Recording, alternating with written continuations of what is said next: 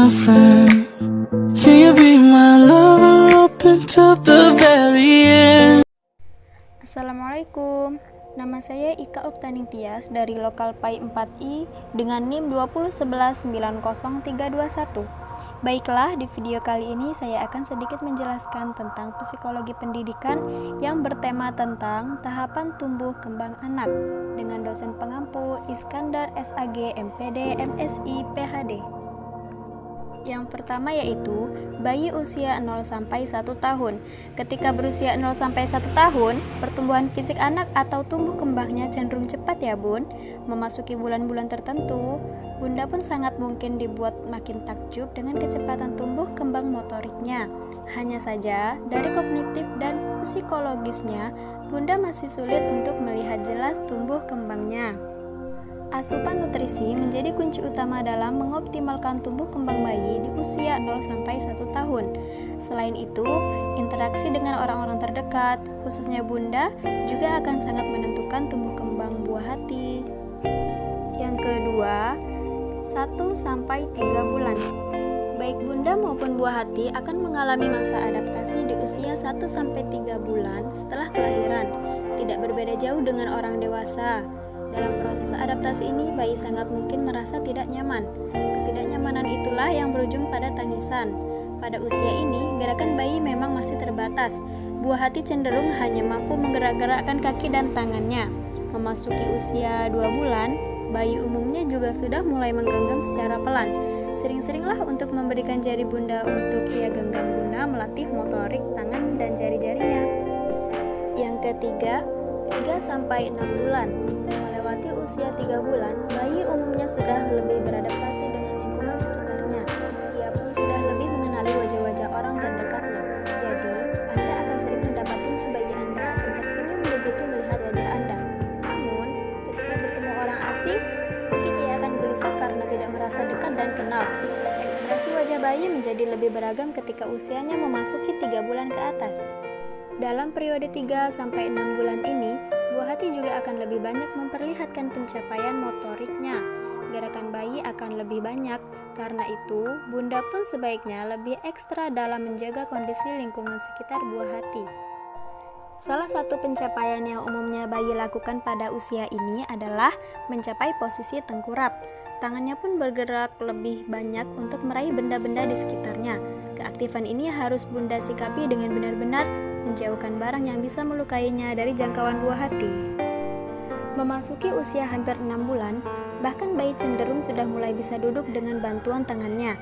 Namun, karena tulang belakangnya kemungkinan belum terlalu kuat, Bunda harus selalu memperhatikannya. Bisa jadi buah hati tiba-tiba terjatuh ketika sedang mencoba duduk. Nah, pada usia ini, fase tumbuh kembang anak dalam kemampuan bahasa bayi juga mulai terbentuk. Dari suara-suara yang ia kenal, buah hati akan mencoba menirukannya dalam bentuk gumaman. Artinya, buah hati sebenarnya hendak berinteraksi. Untuk itulah, Bunda sebaiknya menyediakan waktu lebih untuk menanggapi gumaman buah hati. Lanjut yang keempat ya. Nah, pada nomor 4 ini anak pada usia 6 sampai 9 bulan. Gumaman bayi akan semakin banyak di usia 6 sampai 9 bulan. Bahkan beberapa gumamannya sudah membentuk kata. Jangan kaget ketika ia sudah bisa mengucapkan kata mama atau papa pada periode ini. Gerak bayi pun akan semakin banyak pada usia ini. Buah hati sudah bisa tengkurap dan bahkan berguling untuk berpindah dari satu sisi tempat tidur ke sisi lainnya. Tulang belakangnya sudah lebih kuat sehingga memungkinkan buah hati duduk lebih stabil. Bahkan, bayi akan bisa mulai berdiri sebentar pada periode ini. Momen-momen bayi merangkak umumnya akan Bunda dapati ketika usia buah hati 6 sampai 9 bulan. Lanjut ke nomor 5, yaitu usia 9 sampai 12 bulan. Ocehan buah hati sudah makin beragam di usia 9 sampai 12 bulan. Ia pun sudah mulai mengerti penggunaan kata-kata yang diucapkan.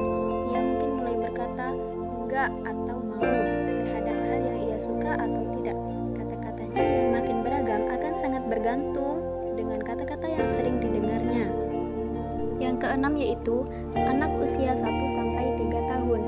memasuki usia 1 tahun ke atas, Bunda tidak hanya mendapati tumbuh kembang bayi yang kencang dari sisi motoriknya, sisi psikologi yang termasuk emosi anak pun akan semakin tampak pada masa ini. Asupan nutrisi tetap memegang peranan besar dalam tumbuh kembang anak usia 1-3 tahun. Di sisi lain, perlakuan Bunda terhadap berbagai pencapaiannya pun akan sangat menentukan. Lanjut yang ketujuh, 1-2 tahun.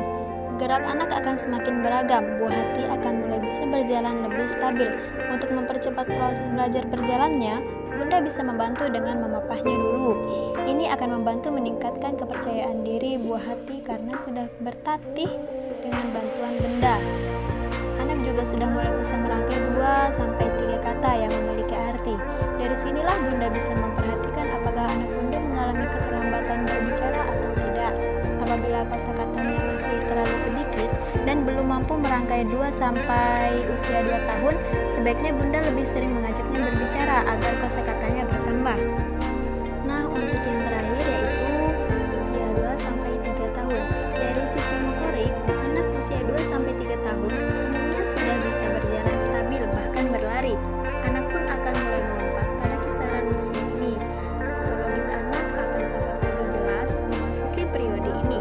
Bukan cuma menolak atau senang menerima sesuatu, anak pun sangat mungkin menunjukkan gejala tantrum. Ini merupakan sikap emosional anak yang berlebihan. Ini terjadi karena ia ingin keinginannya terpenuhi. Tantrum pun bisa disebabkan anak sulit mengutarakan keinginannya kepada Bunda. Keterbatasan bahasa bisa menjadi kendalanya. Cobalah bacakan buku cerita sebelum tidur untuk melatih kemampuan berbahasa buah hati agar ia mampu mengutarakan isi hatinya sehingga emosinya bisa terjaga. Dan pada usia ini sebaiknya Bunda makin sering mengajak anak bermain dengan anak-anak seusianya untuk membantu melatih emosinya. Baiklah, cukup sekian materi yang dapat saya jelaskan. Kurang dan lebihnya saya mohon maaf dan semoga dapat bermanfaat buat kawan-kawan semua. Dan saya akhiri dengan wassalamualaikum warahmatullahi wabarakatuh.